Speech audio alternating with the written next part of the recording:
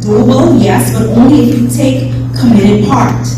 Being good enough is linked to so many overcharged variables. However, honesty with oneself and knowing that you are worthy, even when you make mistakes. You are not your mistakes. Even if you aren't the first choice for the relationship, you are most definitely more than just a flame. To evaluate your level of self-worth, consider how you feel when you make short-term decisions. Decisions that make you happy in the moment. I can guarantee you that you feel empty, cheap, and a lack. Worthiness should have longevity. If you are constantly down, whether that's verbally, emotionally, physically, mentally, and you accept it as truth for the sake of companionship, for the sake of love, for the sake of wanting to be chosen, you are holding on to a short thread. But if you determine that disrespect is not love, and you actively decline it, you've already begun to see your self-worth. So some of you might have heard, you can't do anything without me. The only way to test your theory is to try.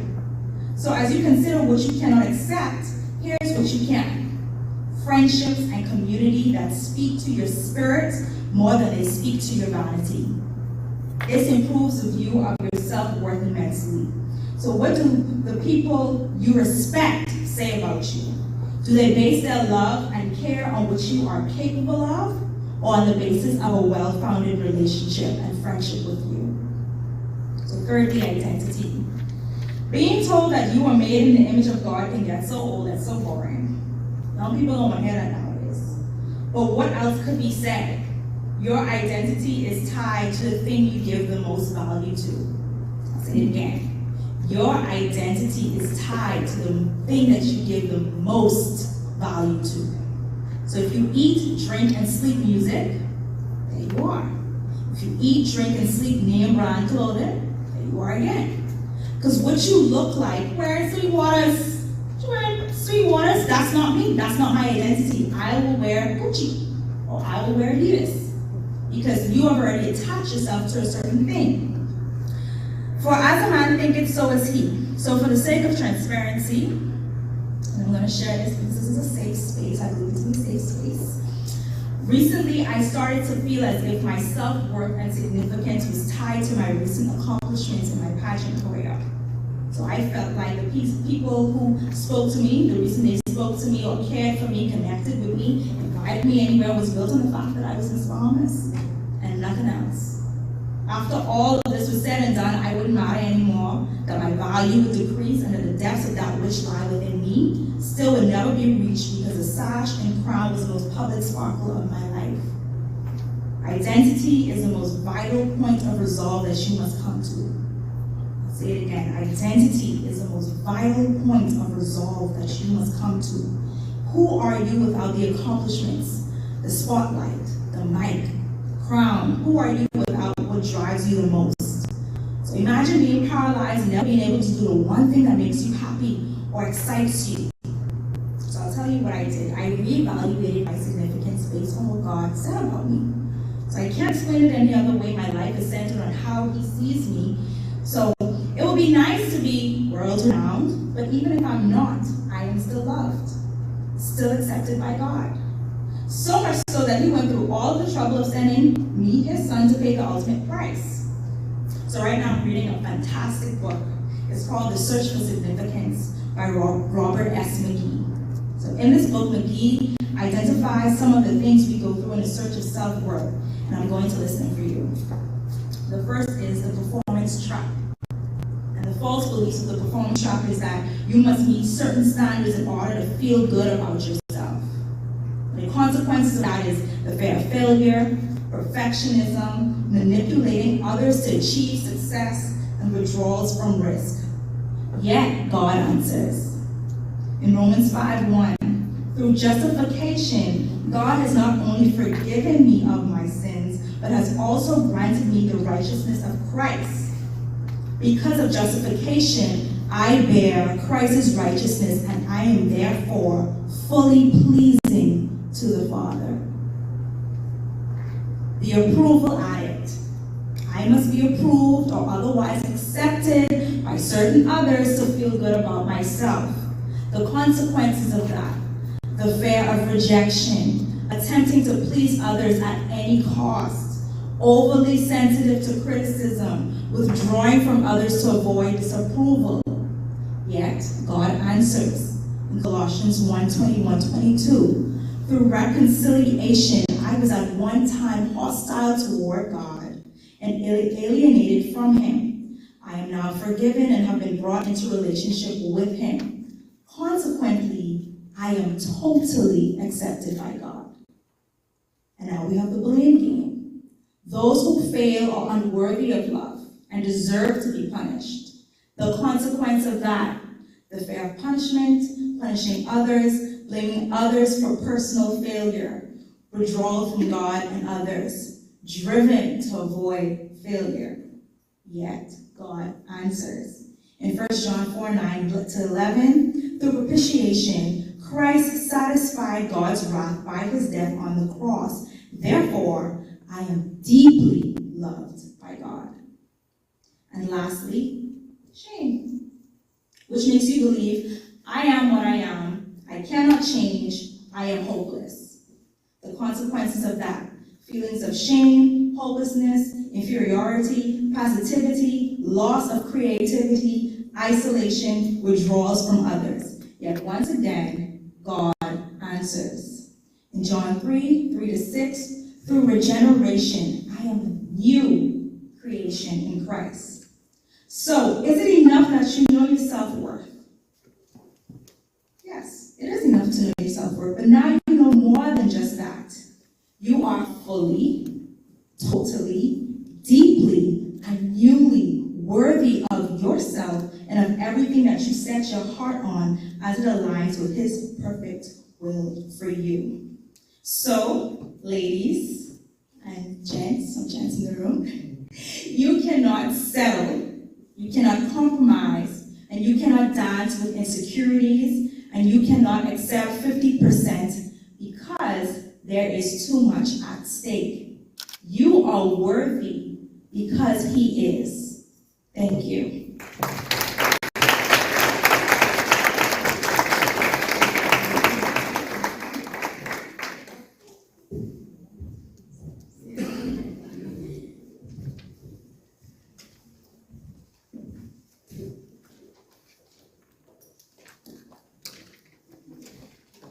Thank you, Chantal. Let's give her another round of applause.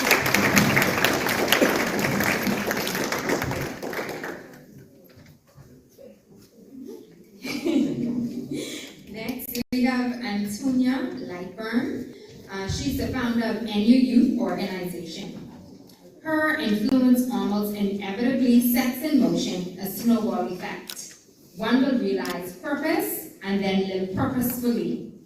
Many young persons who have been impacted by this energetic, positive, thriving young woman can vouch for that. She is the founder of Purpose Awareness Month, a month-long collection of activities and events, all geared towards helping individuals understand the importance of finding and fulfilling their life's purpose. Antonia is also the founder and CEO of NU Global, a branded group of initiatives and media outlets that includes a graphic design company, NU Media, and a mentorship program, the NU Youth Organization. So please let's welcome Antonia.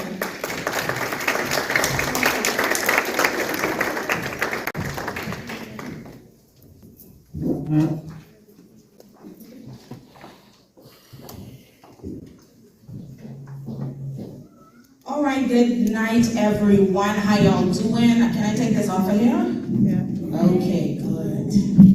Good. How y'all feeling? Y'all good? Man, Chantel say y'all cool. Why y'all like this? Y'all even do me like that. Oh no, baby. Oh no. Y'all see the worksheet? It says the journey of purpose. Can you pull that out for me, please? The journey of purpose. And I want us to put our hands together for the founder, Deshae Stubbs, please. Let's honor the gift that she is, because if it weren't for her, we wouldn't be here right now at this event. So give us something that she could remember. Thank you so much, Deshae. I appreciate you. I love what you're doing. Shout outs to my brother in the back, Ricardo Claus. Let me tell you, my brain is percolating. Y'all don't play that game in the morning on Joy? Y'all gotta get with it? Okay. All right, so we're going to start off by you asking the young lady next. You don't touch nobody because COVID is real. Ask the young lady next to you, say what you're saying. Ask the girl on the other side, you say, girl, what you saying? And I mean that in every sense of the word. What are you saying? One of the most powerful things that we possess is the power of our words. Your words literally shape your entire world. It says in the Bible says life and death is where? Where is? You will declare a thing and it shall be. So we got some Bible people in here. I love it. I love that for y'all. So if you understand that you have creative power in your words, I ask the question again, girl, what are you saying? Because what I realize is we can have all the gossip and be going back and forth with who's saying this about us and who's saying that about us. Let me tell you something. I don't care what nobody say about me. My thing is, what am I saying about myself? Because anybody can run talk, but you don't know me like that. So what I have to say about myself is what's most important to my destiny and where I'm going. Let me tell you something. People are going to trip out, but listen, I can bring out a little TikTok. I said, relax. Relax. That's enough. Yo, anyone on TikTok? Yeah. Oh, let's say that again. Relax. Relax. That's enough. Because I'm telling you, if you are invested in what people say about you, they'll think you crazy. 1 minute you happy, 1 minute you sad. Girl, you so happy today. Yeah, girl. Someone said, girl, you got that bust-up shoe. 2 minutes later, you sad. You cannot allow people to muppet your emotions like that. Say, girl, what you saying? So I'm going to lead you in a time of declarations, and I want you to repeat after me. Y'all ready? Say, I declare that every enemy that is after my future, my purpose, the promises of God over my life, my health, my family, has to scatter in the name of Jesus. I declare that I am destined for greatness. I declare that my potential is limitless. My possibilities are endless. And my purpose is undeniable. I declare that the power of the living God is active in my life. I declare that I am anointed by God to break every generational curse that is in my bloodline. Look at sis next to you, say, every curse stops with me. Look at the next sis, because that sis, she got a little attitude. Say, every curse will stop with me. I declare that I am not defined by my mistakes. Although I've made mistakes, I am not a mistake. I refuse to allow a moment to become a monument. Give yourselves a round of applause.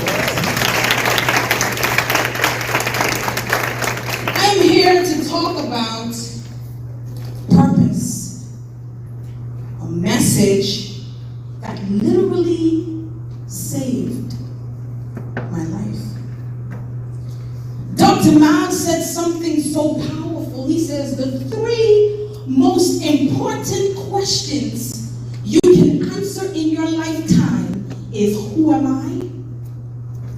Why am I here? You can write these down because I need y'all to get this. I'll start over. Who am I? Why am I here? Where am I going? I'll say it again. Who am I? Why am I here? Where am I going? Who am I speaks to identity. Write that next to who am I. Why am I here speaks to purpose. Where am I going speaks to destiny. Who am I speaks to what? Why am I here speaks to? Where am I going speaks to? And Chantel spoke powerfully about identity and self-worth. And I want us to start off with, what is purpose? Can anyone just give me whatever you think it is? Let me see. Show of hands, not everybody else. Stop, not all of y'all. Please, all these hands. All these, y'all stop. Put your hands down, put your hands down. Purpose is, write this for me, the reason for which something, you can write it on your worksheet, that should be a question, that should be number 1. What is purpose? Purpose is the reason for which something or someone exists. I'll say it again. Purpose is the reason for which something or someone exists. God's purpose for your life was established before you existed. How do I know that? He said in the book of Jeremiah, before I formed you in your mother's womb, he said, what? I knew you. That means that me and God had history before my mommy met my daddy. That's why you can't allow your parents to tell you you're a mistake, because you ain't no mistake. You might have been a surprise to them, but baby, I need to tell you, you were no surprise to God. Because before you were formed in your mother's womb, the scripture says, I knew you. I predestined you. I already had a plan for you. I already had a purpose for you, even before you were formed. One of the greatest examples of purpose is in the life of Jesus. We see in John 10, it says, the thief comes only to steal, kill, and destroy, but I have come that you may have life and have it in full. Everything that Jesus did was in alignment with the purpose for which he came. Everything. Tell me some things that he did which was in alignment with his purpose. What he did? Y'all don't know what he did? Y'all know Jesus? Y'all don't know Jesus? Y'all better stop, because he died. He died for us. He healed the sick. He turned water to wine. Come on. What else he did? That's that Jesus I'm talking about. Anybody know what else he did? What he did? He healed. He delivered. He set people free. This is that Jesus. Every single thing that he did was in alignment with the purpose for which he came. I want to give you an example of what it's like living life without a purpose. Somebody come to me, anyone. All right. Come, Sean. No, listen to me. We all talk to Sean.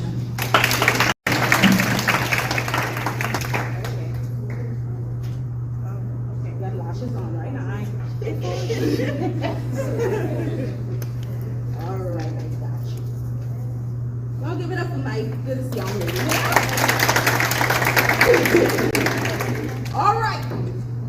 So this is our example of wolf.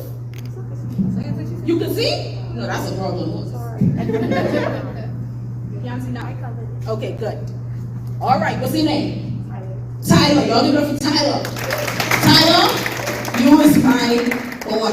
Well, you know what I mean. All right, so listen to this. I am going to ask Tyler to do something. And let's see what happens. Walk, Tyler.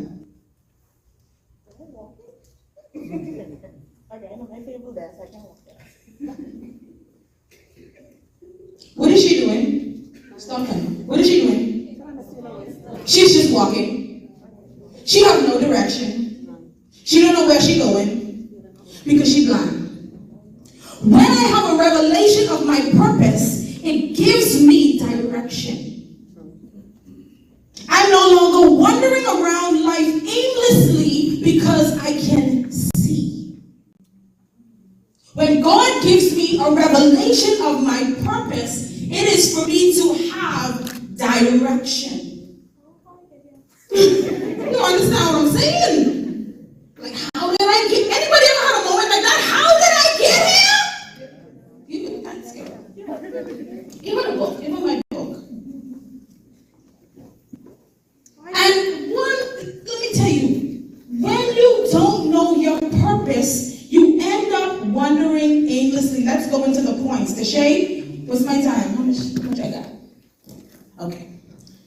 First thing, your purpose is God-given. Write that down on your paper. How do I discover my purpose?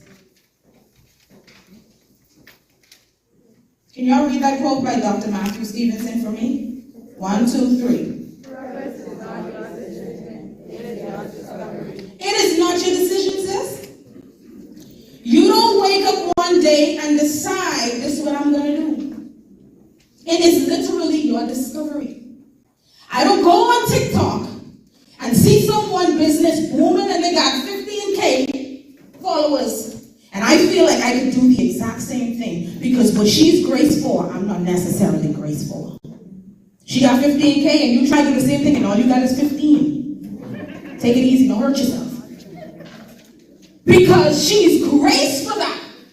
So the shade is graced for this. So your name, what your name is? Bop. Because I'm telling you, whack ain't called whack. Because she has been assigned to bop. She has the grace for bop. She's been anointed for bop. Now here you come with what? Sis, I'm telling you, it ain't gonna work. When I started in you, we started as a magazine. And I remember at some point, persons were literally trying to emulate the exact same things we were doing. And I didn't worry about that.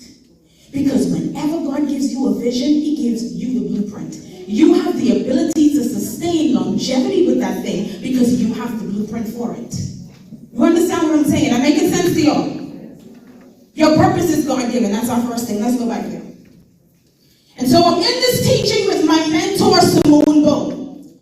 And she's talking about purpose. And in the moment, I remember I literally was like, God, why am I here? And that is when He spoke to me and gave me the vision for in you. And so to discover purpose, you must have a relationship with your Creator. If I have a problem with my Benz, should I go to Honda? No. I can't go to Honda if I have a problem with my Benz. So you're trying to tell me Honda can't handle my Benz. Why? Because they didn't create it. And a lot of us are looking for what we were created to do with people. And in things, they don't have the capacity to help you. You were created by. So in order to find out His purpose for your life, you need to go to. That's it. Basic math. The second thing. My purpose connects with my passion. What are you passionate about? What is that thing you love to do? From I was young, like, let's say if I was in grade 12, most of the persons that were hanging out with me were in grade 10. And I'm like, why all the children coming? Jesus loves the little children. But why they following me?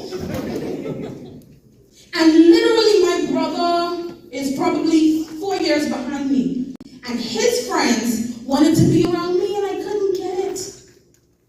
But the truth of the matter is, I loved talking to them. I loved communicating with them. Only to discover that my purpose is connected to young people.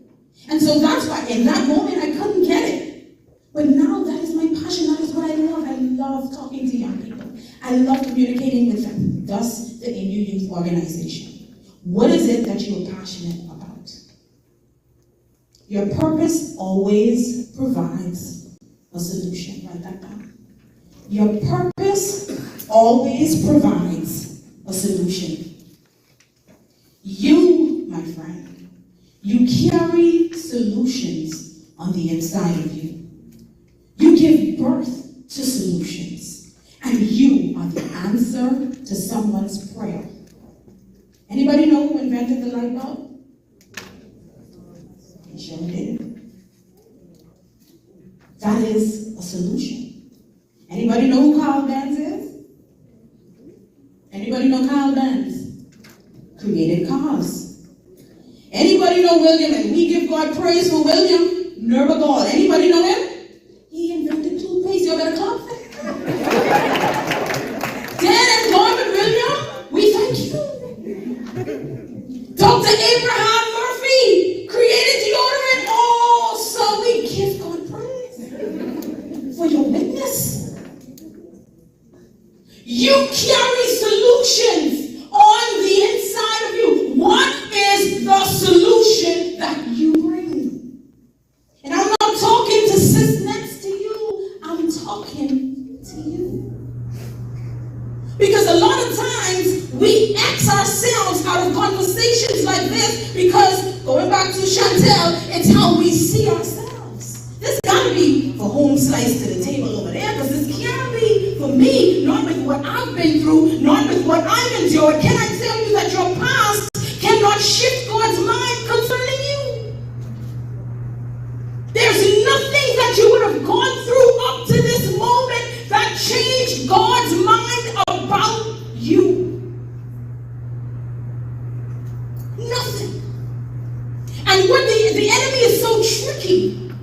He doesn't want you to walk in purpose because a purposeful person is a threat to him. And so what he does is he tries to convince you that God doesn't want nothing to do with you and God doesn't have a plan for you. And so that is why, for the most part, the enemy shows up at the genesis of your life to try to cripple you from young so that you can never be who he's called you to be. Dealing with young people, I hear the stories all the time. Oh, I was molested at 8. Oh, I was this at this age. And all of it is at a young age. Why do you think the enemy shows up when you're young? Because he knows if he can show up in your genesis, there's a possibility that he can mess you up for the rest of your life. Tell the devil, say, not this. Not this, baby. No, wrong one. Let's go into purpose roadblocks. We're out of time. Fear. Anybody who's asked to do something, maybe run scared. Lord, oh Father, not me, Jesus. I ain't think they get the right one. I wouldn't tell y'all where to lie. I can tell y'all, listen, please don't tell nobody. I know the streaming live, but y'all on the live, be decent. So I was one of the youth leaders in my old church. And oh Lord, I knew they were going to call me to pray. And so when I started feeling that they was going to call me to pray, this week, Tonya, go in the bathroom. I say, okay, 5, 4, 3, 2, 1. I swim in the bathroom. So now I know the youth leader coming looking at me. I could have feel it. Nothing happened yet. I just could have feel it. I went in the bathroom. Now, you know, if your foot down, they can see your foot. So you gotta scoop on the toilet so they can't see him.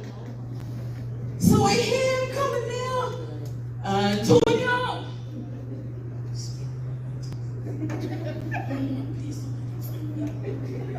Tonya, you in there? I say, okay. When I was sure prayer was over, I made grand entrance in church. And I after church, and if you don't count, and I'm going to catch ride people. So after church, I had to catch ride with my youth leader. So anyway, everybody around, listen, Antonia, I knew you were hiding from me. Look at him like, see? Jerome, he said, so you find a ride tonight? Whoa. Find a ride. Since you don't want nobody to call on you, you find a ride.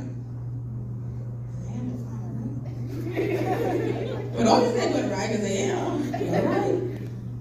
But fear will cripple you from the very thing that God has called you to. Let's go to the next thing. Bad connections. Who you hanging with?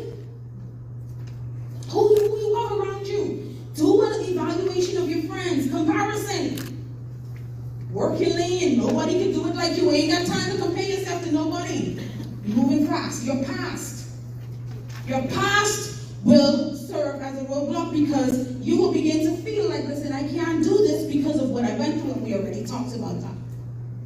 The last thing, procrastination. Man, what I doing?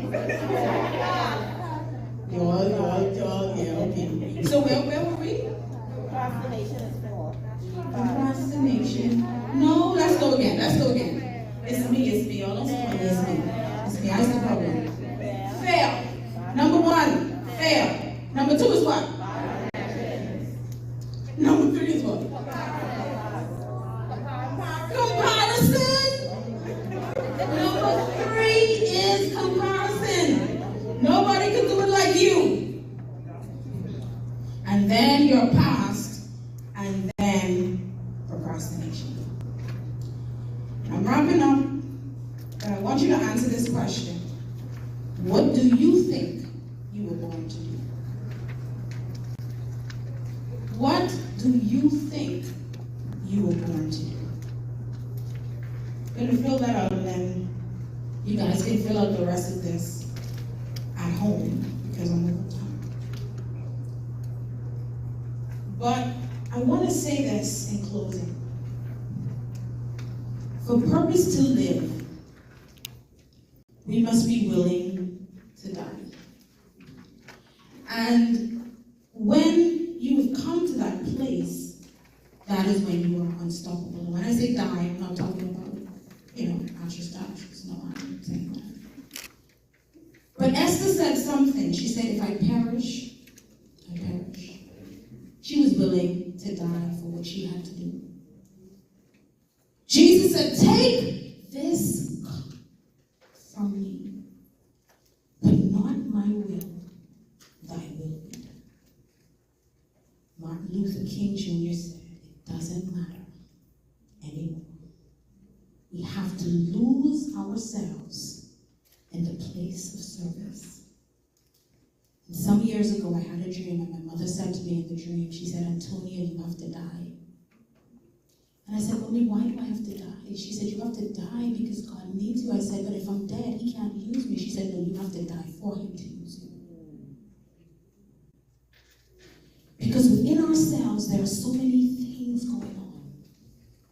But we have to die to ourselves so that God's purpose for our lives can be fulfilled. Thank you all so much.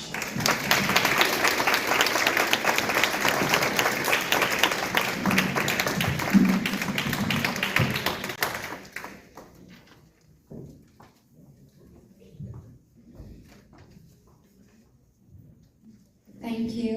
Let's give Antonia another round of applause. We could definitely vouch for this snowball effect that she has on people. Please finish your worksheet, ladies. Finish your worksheet. She's given us a lot to reflect on and think about. And so don't just throw our sheets in our bag. Let's finish it. Let's follow Antonia on Instagram. She left her handles there, so if you have any questions, feel free to reach out to her. Thank you once again, Antonia. The next presenter is going to be Deshae Stubbs, who I affectionately call Shay Shay, my Shay Shay. She is the director of softball at the International Lead Sports Academy. I can't remember when you joined us, Shay. Oh Lord, I should know this, but it feels like forever. She has been a perfect fit within our organization, and we are just so happy to have her. So it all started with a little girl and a big dream. Deshae Stubbs is definitely an upcoming nation builder and national hero. At the age of 17, she was given the vision of creating an organization for youth girls who love the game just as much as her. Deshae Stubbs continues to inspire young softball players and young women. She strives to create opportunities for people who look like her and have a passion for the game. Our founder is a well-rounded young woman and will play a significant role in the development of softball in our country. So please, let's welcome Deshae.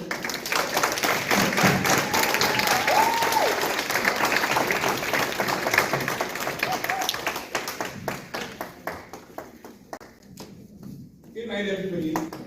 I promise you all, I will not be long.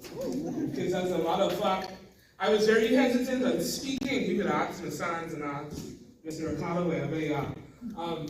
I want to say that anytime it comes down to planning this event, self-worth comes up because it's like, am I really qualified to do this? Do I have everything? Do I possess everything that I need to put this event on? In addition to that, the event was even more bigger than the previous years. Like I told somebody in the radio, we had 26 girls when we first started. And now it's 70 plus, almost 100 girls.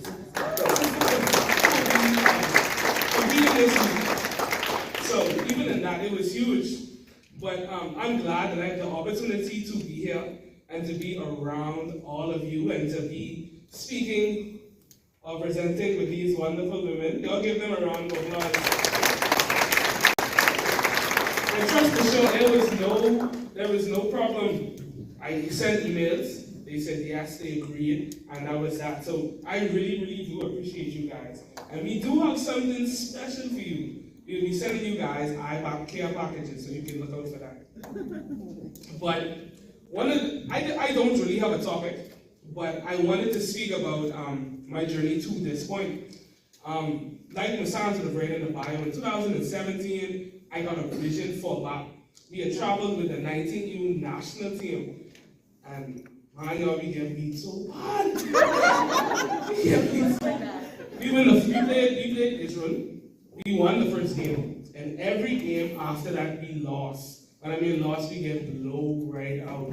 In addition to that, we were one of the smaller teams competing in the tournament, because you had girls from Australia who was 6 foot, you had girls from Japan who was 7 foot, so it was just crazy. But I did thank God for that opportunity and to be in that environment. So I had spoken to, I want to say, 4 of my other teammates at the time, and I was like, man, yo, we gotta do something. I said, you know where we have all of this talent, and we sitting on it. And in addition to that, you know where we have all this talent, and we losing like this. I was ashamed. I was so ashamed. But I thank God for that. So after that, we would have spoken. We came up with a vision statement, the logo, and the goals, and we went full steam ahead. Now, 4 years later, or 5 years later, it's only me standing here, but I believe that God gave me the vision, and this is why I am still here, and this is why I'm still participating. Not participating, but moving forward with the organization. So during the pandemic, I would have left my school, county college, that's junior college in the country, and I was looking for a school to go to. And looking. Ms. Jarrell had helped me get about 40 offers. All of them was in full ride to school. So I was still looking, and then somebody had reached out to me about St. Augustine's University. They said, full ride to play softball, full ride to throw. You all wasn't go? So I gone. So I went, and when I got, well, we were still in the middle of the pandemic, so we had to fly on the plane to get to the US and all of these different stuff. And when I went, it was the total opposite of what they told me it would be. I had a feeling that something was up because I didn't even see any of the dorm pictures on the website. So I should have known better. So I went there. My first roommates that they had, they put me in a dorm. in a dorm, was horrid of marijuana. And then after that, I got moved to a suite with some of the other Bahamians. And it was such a traumatic experience. Within like the first month that we was there, one of the Bahamians almost died. There was this white guy on campus, and he had shot out the window with a flare gun and a shot of glass got into her leg. So it was about 3 inches deep in her leg, and it was just a lot. And I remember as she started to pass out, and this is why I know, and I'm sure that God is with me. As she started to pass out, I began to pray. Now, at that point, I still wasn't really strong in my prayer life, but I was saying a little something to God. I said, God, don't let her die. I was saying this. I was saying, God, don't let her die. I was saying, God, I love her. I was saying stuff like this. And then after a while, the police came, the paramedics came. They brought all white police to HBCU campus, all white paramedics. They called the white guy who had shot out the window a victim, so on and so forth. So she had gotten an ambulance and she went to the hospital. And when she would have come out of the hospital a few days afterward, she said, because they called me Grammy. I was it was a group of about 14 girls acting out. I was one of the youngest, but I am very open-spirited. So nobody decided to learn my name and they just called me Grammy. So she came to me sometime after that. She was like, Grammy, I ain't telling you no lie, but I was passing out. She was like, I really was about to let myself go. I really was about to die. But I heard this voice in the background praying for me. She was like, I heard this voice praying for me, so I had to stay. And she was like, Grammy, that was you? I said, yeah, that was me. So I think from that moment on, God had begun to reveal my purpose to me. And like I said, it was such a dramatic time. So many things that happened to all of the Bahamians at the school. So it got so bad where I started to develop anxiety. My mommy could attest to this. I would be up until like 4 or 5 o'clock in the morning, just freaking out, like in pure torment, praying nothing changed, talking to people ain't nothing changed. So when the semester had ended, I decided to stay home. And I was like, I ain't sure if my mommy can want me to stay home. So I ain't sure what my daddy can say. But I knew that it wasn't something from self. I knew that there was something in particular pushing me to stay home. So I said, all right. A few months had passed and I got a phone from Jerron Sands, who is the Sands husband and who is one of the founders of IBAP. And he said, Shay, he was like, I want to talk to you. We thinking about starting something with softball. I was like, okay. So I met with him a few times and we got the ball rolling and we started to plan a little stuff. We did a camp and then we had our 3rd annual All-Star game.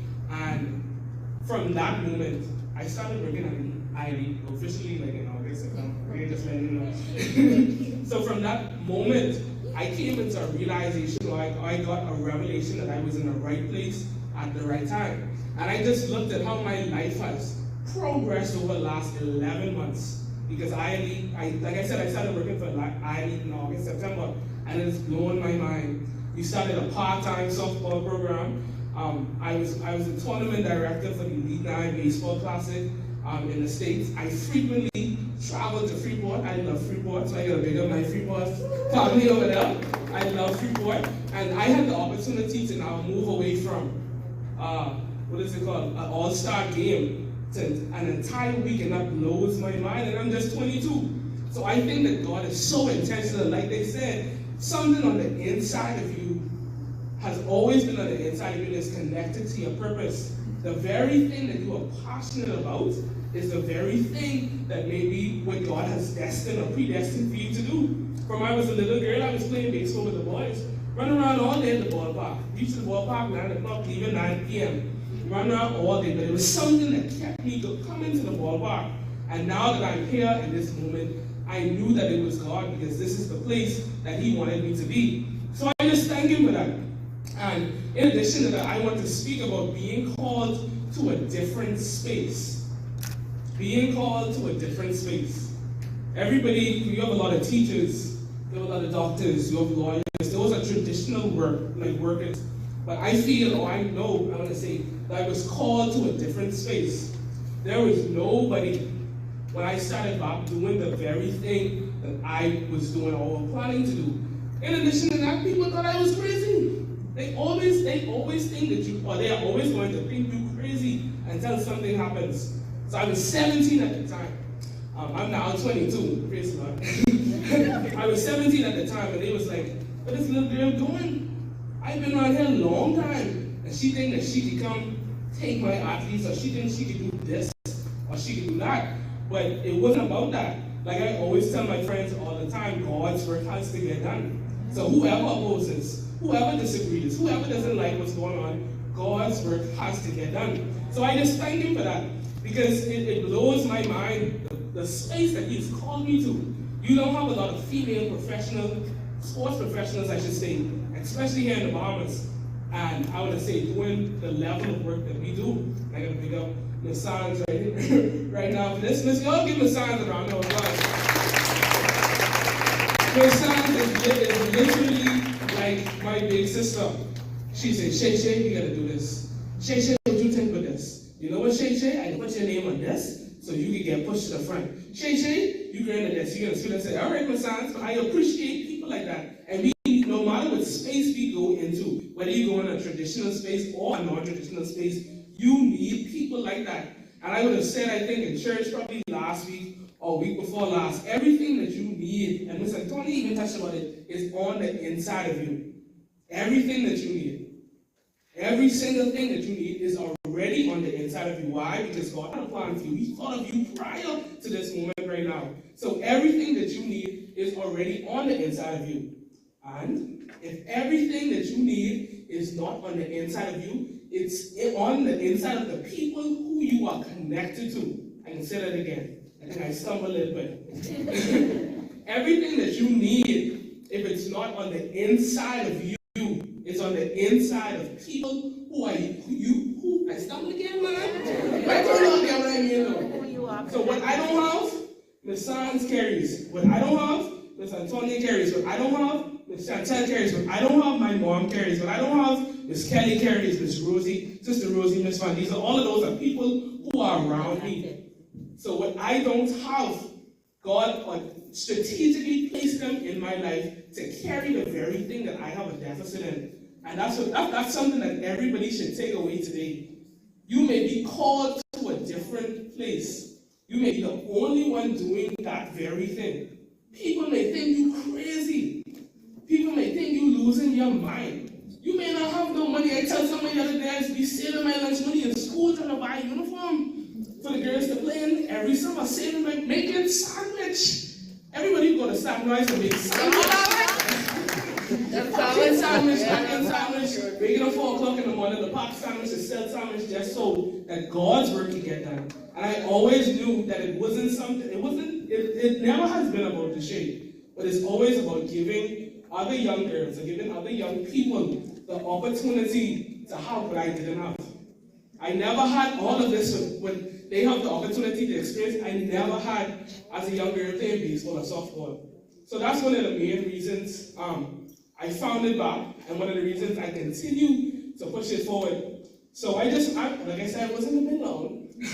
I do want to leave you guys with some encouragement, even if you're called to a traditional space, even if you're called to a non-traditional space, even when you know that God has placed something on the inside of you, and nobody believes it. They say you crazy, and because they say you crazy, you say to yourself, I don't know how I can get this done. I don't have the support.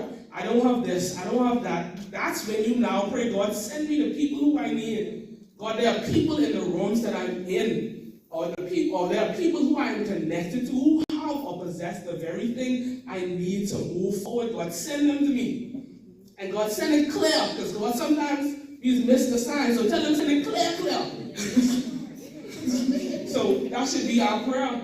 And when we get those people who we are connected to, or who God has ordained for us, also pray and ask God to help us appreciate them. Help us to value them.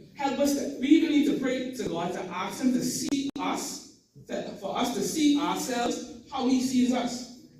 Because we are a big deal to God.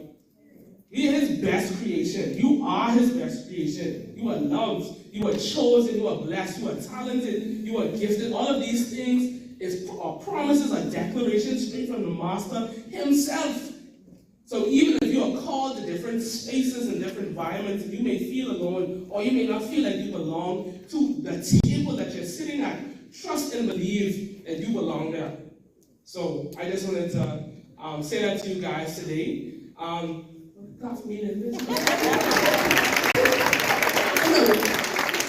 So right now, we want to open.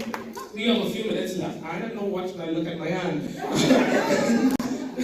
We have a few minutes left, so we wanted to open the floor for questions. And I also wanted to introduce Ms. Major right now. Ms. Major is the Director of Education at International Elite Sports Academy. So she is the one who works with the boys. So any questions in regards to, well, I'm actually going to let her speak about the importance of education. And for the girls in the room who are looking to go off to school or who are playing sports in any setting, she can speak to why education is so important, and even beyond just the academic aspect, why is it so important to learn? So if anybody has any questions, the floor is open.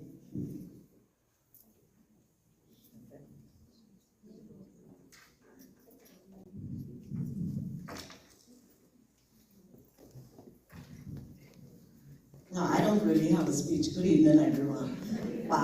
And I'm not down to speak. But I sat here and I heard Zemi, former student of mine. I heard these young ladies here. I'm blown away. Yeah. Such good information. And I hope that you're going to be using it. But and sitting here, I just formulated in my head that there are two things I think you need to be doing and doing them right away. One, inventory. You heard all that information tonight? That's a lot of good information. Inventory. You need to inventory yourself. There's another word that's not used a lot, but I'm going to throw it out there. Anybody ever heard of the word append? A-P-P-E-N-D. No? I'm a teacher, so. All right, but that's a word. Write down a pen for me. A-P-P-E-N-D. Now I'm going to tell you why I want you to write it down. Because it's connected to inventory. I want you to go home to your computer. I was going to say write, but I know y'all don't write. Go to your computers and rewrite. Go to your computer tonight, and I want you to start taking inventory. I hope you took some notes, so using those same notes too. But take an inventory, and I want you to divide the inventory into 3 sections. The first one is, I think, she asked the question, who are you? Well, there's a practical side to that question too. Who are you? You can't change some things about yourself. You got a driver's license, passport, your age. Oh, by the way, I have the distinguished pleasure of being the oldest woman in the room tonight. So when it's 70, girl. But take this inventory. You can't change your age. You have a passport. You have a driver's license. You have an address where you live. Your weight, your height. Those things you can't change. But put them in your inventory. Now, your address that you have, yeah, that's going to change a couple times. So that's where the word append comes in. Append means to add to a document. Comes from the word, you might have heard the noun, appendage. That's an addition. But append is the verb. It means to add. So you're going to be adding to that first section. And then I want you to go to that second section. And that section is about what you have. How many of you have BJCs? BGCSEs? Pick one. SAT. Degrees. My phone is sitting over there. But what you have, it goes on that page. Are we going to use the word append on that page too? We certainly are, because you never stop. On my page, I could still be adding things. So I'm sure that you should be adding things as well. The shape, what are you going to add to that page? You don't know yet, right? Something might come up. That's your qualification. Miss Bahamas, beautiful self. You're going to be adding to your page too. Your qualifications, what do you have? People are going to be asking you for that all the time. Now that next page, I'm trying to be brief. If I was going to talk, I would have expanded on that. But that last page, that's what they were giving you tonight. Inspiration and instruction. They not only inspired you, they instructed you how to take advantage of that inspiration. That page is your character. Now, how do we determine character? Character is actually what you do. That's the first thing, what you do. Because who you are causes action. So if you're a bad person, it'll come out. It'll take a while, but it'll come out. You can fake it as much as you like, it will come out. All right, so character comes from what you do. The second part of character comes from what people say about you. One of the most important things I heard tonight, they said, oh, don't mind what people say. That is important, but they're going to say. They can only say what you gave them. All right? So, what people say about you is going to be important because they're only observing you. If they saw you being wicked and you doing this and doing that, that's what they're going to say about you. So you have to be very careful what you give to the world, because it's going to come back at you. So you have to be careful, you have to pay attention to what you do, you have to be careful what you say, you have to be careful how you carry yourself. On that third page, what is your character? You heard Deshae talking about her passion. Each one of these ladies talked about their passions tonight. So what is yours? Softball? What is your passion? My passion was teaching. Still is. What is your passion? So tonight when you go to that computer, try to identify some of the things, and I really would be disappointed if you put down one thing and stop. I think one of the ladies mentioned it tonight, it might have been Zemi, that you know one thing. All right, start looking. There might be one thing that stands out more than other things, but you're not one thing. You're multifaceted. All right, so that page, append, the verb, you're going to be changing that constantly. So, that's your assignment. Taking your inventory, please do it. You'd be surprised. It turns out to be your resume. In the long run, it's your resume. But you have a personal inventory somewhere at home, and it should be in those 3 sections.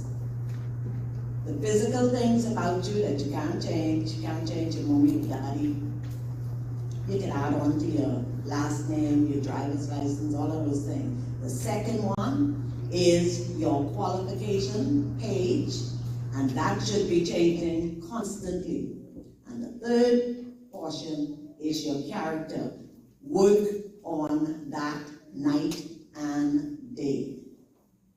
Work on your character. It says who you are. And that was my non-speech. Append.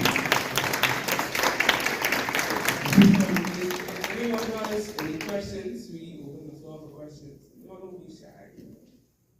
Any questions for Ms. Chantal, Ms. Antonia, Ms. Major, myself? Free to ask.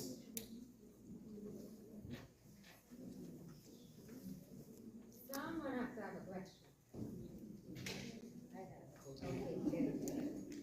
Please, sir.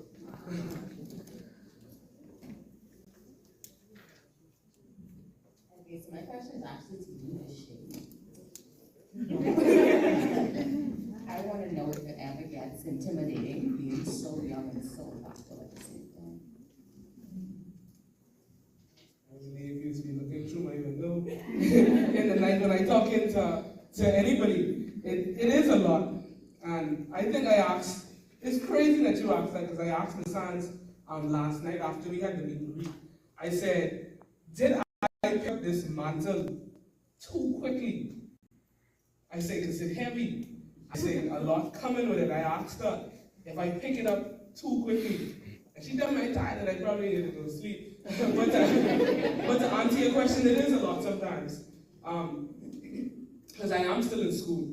I am still young. And I am still figuring it out. And when I have all of these girls, or these younger girls who I deal with on a day-to-day basis, and they have problems sometimes, I just want to tell them, I say, I got some of the same problems too. But either way, it's hard, but I think that it's worth it at the end of the day, because I know that the impact that I'm making, or the impact is for the kingdom, or it's for God, it's for the lives that I'm connected to. So even though it's hard, I still find ways to push through. And I like to post this thing, or something that I think Prophetess Sharon had said at a Juanita Bynum concert, that purpose keeps bubbling on the inside. So even though it's hard, and even though it may be tumultuous at times, even though it may be traumatic, even though it may be overbearing, purpose keeps bubbling. So even though it's hard, and I am making an impact at a young age, I still go because purpose is still bubbling. I hope I answered your question. Anybody else have any questions? Fair place for those people like that.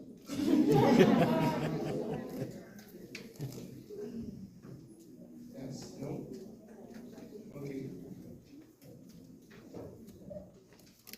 Okay, my question is for Chantal. So you spoke about how you was in a season where you felt as if persons only called on you because of the crown. I want to know, how did you come out of that space of feeling like persons only called on you because of what you had, or because of your qualifications? Thank you for that question. I feel like I answered a party question. I don't know if I'm out of that season as yet. I think that I'm still working through it, because I think one of the things that people don't normally tell you when you accomplish something or you're in a space of success is that it's easy for you to kind of spiral down, splat, when you are still kind of getting used to it. I say that because I came from a season where I dealt with like back-to-back like trials, and everything was going wrong and I didn't know what was going on. And essentially I had no plans to do a pageant after the fact. I was focusing on my business, and I mean, that was getting a little ghetto. So I was like, you know, I'm a pageant runway and etiquette coach, and you know, Antonia's touched on it, and you know, Sammy said some stuff on it, like when you're doing things that might not, and even that shape is not traditional, so you were getting used to it. So now when it came to the point where I did win, and then God said, oh, okay, I'm gonna do all of this for you. And then now you're in a space where like, okay, God, like you did all this for me, you're gonna do anything else, cause you know, it's like, after that, you're just wondering, like, because when I came back from Miss Universe, people were like, oh, congratulations, more to come. And I was like, what more? What are you talking about? Because like, I just felt like I had just come from like dealing with back-to-back things that just didn't work out. So it's like, okay, God did this or whatever, but is this my peak? Right? And so when I'm wondering if this is my peak, and then, you know, people want me here, they want me there, and I used to be tired, I'm like, why these people only want me because of my crown? You know, like, you know, when it's all said and done, I pass over to the next girl, they don't make me thinking about me anymore. And that's why I made reference to the book by Robert S. McGee, because it's been helping me so much to refocus and redirect where it all started from, which is my relationship with God. So I'm not out of that season or thinking as yet. I have to be honest, because if I don't be honest, it'll be detriment to me and it'll be detriment to anybody else in this room that might feel the same way. But I'm constantly and avidly in my prayer life, my spiritual life, with the circle of people that I'm with, identifying myself in Christ. And it's one of the reasons why, like, I don't wear my sash everywhere, because I don't want to be attached to a thing or to a past, you know what I mean? I want people to be able to see me and say, so when people be like, oh, you're Miss Bahamas, I'd be like, yes, I'm Chantel. Because, like, I just want that to be known that before I was this or that, before God gave me this or that, He named me this first, you know? So I'm so proud of that.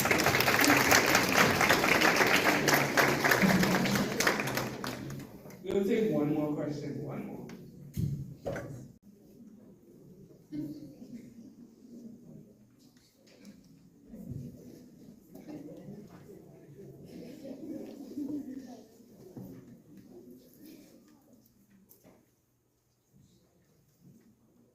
Okay, so this is not really a specific, this is not a question for a specific person generally.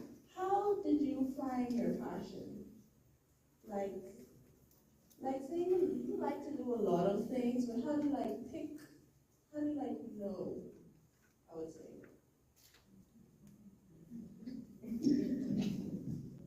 Okay. How did I find my passion? Of course, like I was talking about, I noticed that young persons were always attracted to me. They always came to me, persons that were much younger. And so eventually somebody had asked me a question and they were like, what do you love the most, or what do you feel like you're called? Who do you feel that you're called to? And I said, I feel like I'm called to young people. And I think at that time I could have been about 19, 20. And they were like, how if you are also very young? But I noticed the kind of impact that I had on them, and then I noticed that I can stay up and I can, for long periods of time, just mentoring them and helping them and using my story, things that I would have gone through, to help them to overcome as well. And so it was through that, understanding that, and then also when God gave me the vision for In You, that solidified everything for me, because I was like, yeah, this is really what He wants me to do. And then it was like my passion grew even more for young people, because I was leading just a bunch of young persons that wanted to discover their purpose and wanted to discover their passion, because that's what In You is all about. And so that was pretty much how I found my passion as it relates to young people. It was literally, it followed me even before I even fully comprehended it.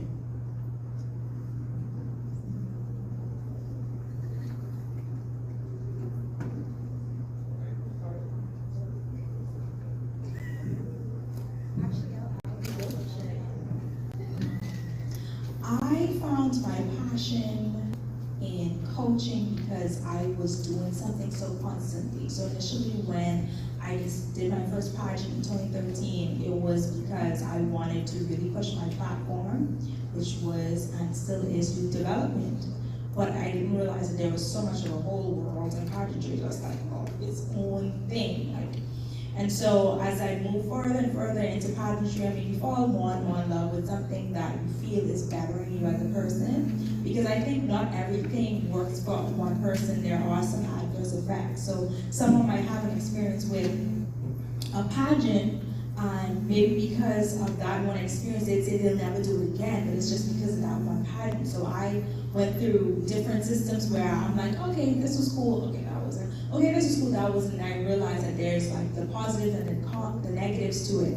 And so I wanted to be that person to guide people through that. Because if you don't know, or you're not aware of who you are as a person, you can get very, very lost in it. You're lost in your parents, you're lost in, you know, if you're speaking well, all those different things. And for me, it was always down to foundation and basis. What is your mindset? What is your ultimate objective in life? And what is that you want to bring to the table, and how are you kind of breaking glass ceilings for what pageantry looks like essentially in the Bahamas.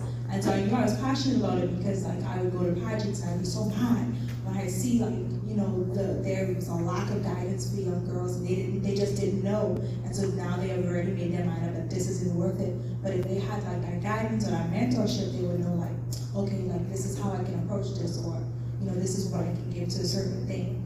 And so aside from this pageantry, I realized too, when you are discovering your passion, that sometimes you might think something isn't your passion because you're in the wrong season of it developing. I say that because in 2020, I put together like this entire portfolio for young women in terms of with confidence, public speaking, communications training, all those different things. And boy, that flew up so hard, like nobody signed up. I was like, dang, you don't even build no confidence? Okay. I was like, and I stayed up all night, like putting together this, pages long of like amazing stuff that I just felt like if someone got their hand on this, they would really be able to benefit from it. But it wasn't that it wasn't a good thing. It wasn't that it was like a failed passion. It was just that maybe this wasn't the time for it to be as publicized as yet. So as I worked on it even more to this point where now I can offer to people at a more mature space in my life, or mature space business-wise, and a mature space in terms of if they ask this particular question, I can answer it. So sometimes just because you have a passion for something and I don't go running right then and there, don't give up on it. Sometimes it just takes like honing it and developing it even more.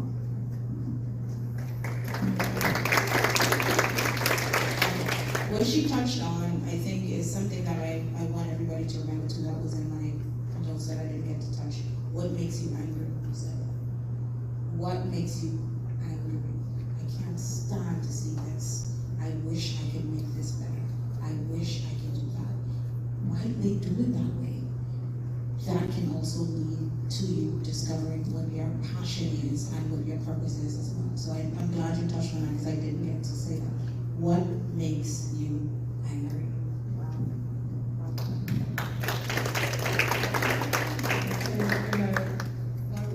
This is for anybody that has the answer. If your passion is an action, right? For example, if your passion is cooking, how do you tie that to your purpose? If it's an action,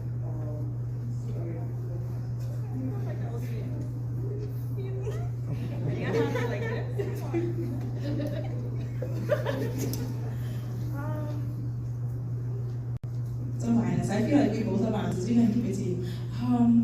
For example, if your passion is cooking, how do you tie that to your purpose? I feel like there's so many different ways, and I think it comes down to just even creativity. I think we're in a space and time where you can reach people in so many different ways just by like the simple use of social media. Like some people take entertainment by just listening to people smack. Like, you know what I mean? Like just listening to people. How do you mean, I don't like that, but someone else does, you know what I mean? And you're reaching and touching people in different ways just from that angle. I think that if whatever you are passionate about is an action, you can tie it, because I think it all goes back to purpose, it all goes back to ultimate objective. What is it that you want to get most out of life? If out of life you want to say, I want to help others, maybe your passion for cooking can be you cooking for people on the weekend who cannot afford, maybe a hot meal or something like that. Or you could say, I'm going to create a course for young girls who do not know how to cook. Because I love to cook. I want to help you cook a pot of rice.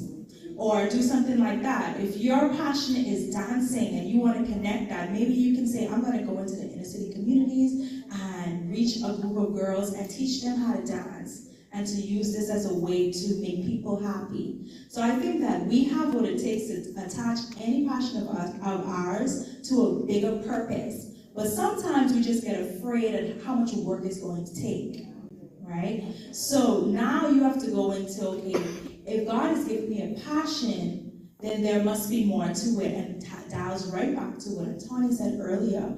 There's a purpose, but the person who gives you this purpose is God. So you have to communicate that with him. God, I can throw down in the kitchen. What to do about it?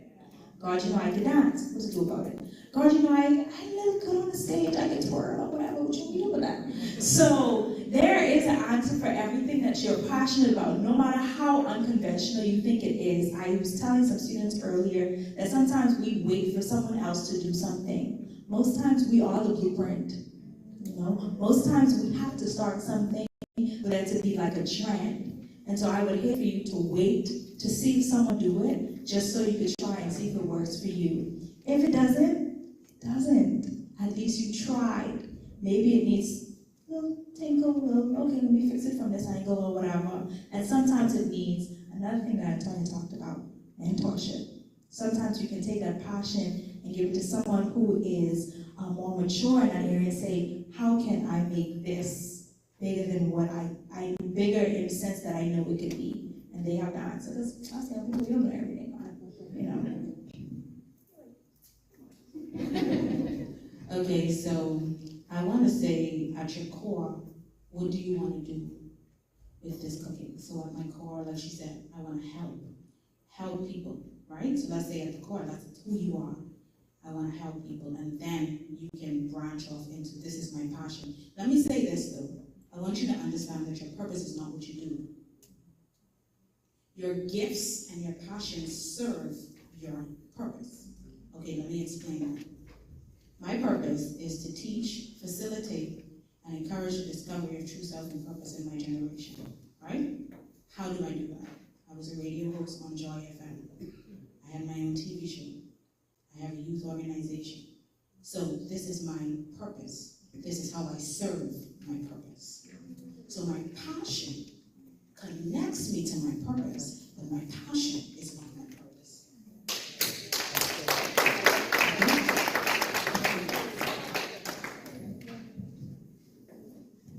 As she was saying, cooking may be your job, right? I have a deli in which I serve sandwiches, salads, and stuff. So one of the things that we do is that we serve our kids that parents cannot afford to feed them breakfast and lunch or may not afford the meal plan. The deli works in partnership with the sports academy and the school in order to provide free lunches. We work with a lot of NGOs, non-government organizations, and non-profit organizations. We may not be able to provide them complimentary meals, but we do it at cost depending on what the function is for. So there are ways that you can express your passion, or there are ways that you can utilize your passion through your work. So you use your work is your job, it's how you get paid, it's how you make a living. So how am I going to help others? What do I want to do while I make a living? I also get a lot of young ladies that come in and work with me, and it gives me an opportunity to talk to them about life skills. So it's not just a job. We talk about managing their finances, banking, ensuring that they are staying steadfast in their goals. Are you re-enrolling in school? Where do you see yourself in the next 5 years? So there are a lot of opportunities in which you can use your job to fulfill your passion. But they, like Antonia was saying, they are separate.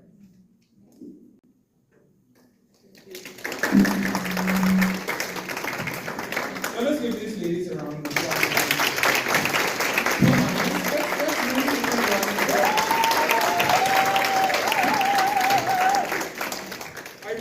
I really want to thank you guys for attending the first annual, I must just speak that. The first annual WomenLead Mentorship event. It was truly a privilege to partner with Ricardo Clark and Occupy, and even partner with all of these beautiful young ladies, and even Zemi, who's in here right now.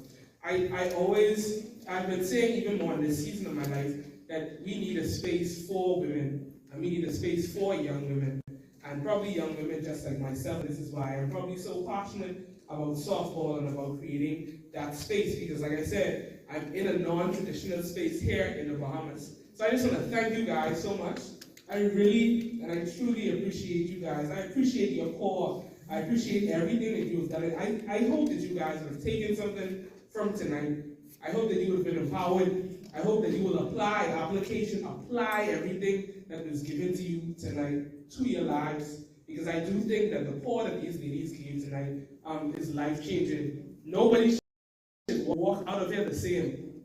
There is at least one thing that you would have taken out of this session today that would have changed your whole paradigm. So I want to thank you guys for that. And before we leave, I want to just pray, and then you guys can have a great night.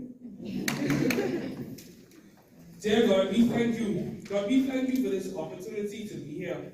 God, we thank you for this space. God, we thank you for this vision. God, we thank you for what you are doing and what you have done in this environment tonight, God. We thank you that what you are doing and what you have done will bear fruit, God. We thank you for the purpose connected to everyone who presented or spoke tonight, God. We thank you for the purpose that lives inside of each and every one of us who are here in this room today. God, we thank you that you are raising up leaders in this season, and not just leaders, God. You are raising up women. You're raising up Ruths. You're raising up Deborahs, God. We thank you. We thank you that what we need for our next season, and even in the season that we are right now, that you have already placed that on the inside of us, that you have already placed that in our circle, that you have already placed that in our environment, God. We thank you for everything that people will be asking for in prayer tonight, God. We thank you for the vision. We thank you for the purpose. We thank you for the destiny of their lives, God. We thank you even now, God, for sending them their destiny helpers, God, aligning them with their destiny helpers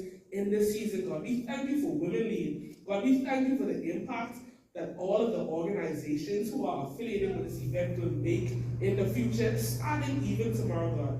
So even now we pray for traveling mercies. God, let your blood cover us, and we ask these things in your Son's precious name. Amen. Thank you all for coming out today.